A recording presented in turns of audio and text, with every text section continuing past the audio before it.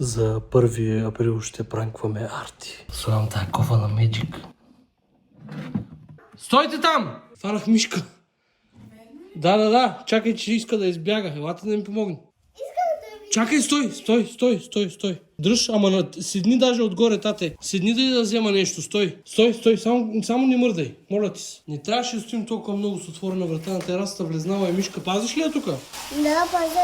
Добре. Ама истинска. Мишка беше, бе, едва ме хванах с кофата. Когато ти кажа трябва да надигнеш и аз ще хвана мишката с хартията. Чули? Надигни малко. Лекичко надигни, само за да вкарам този лист хартия. Още малко.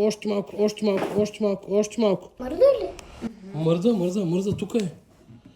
Абе ти я клачиш. Абе не бе, човек, вътре има мишка.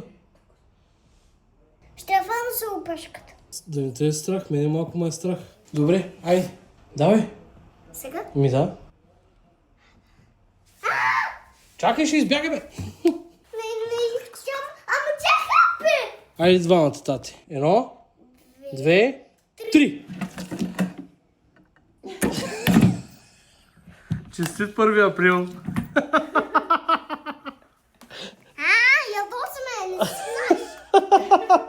Пранкнах те. Не е смешно.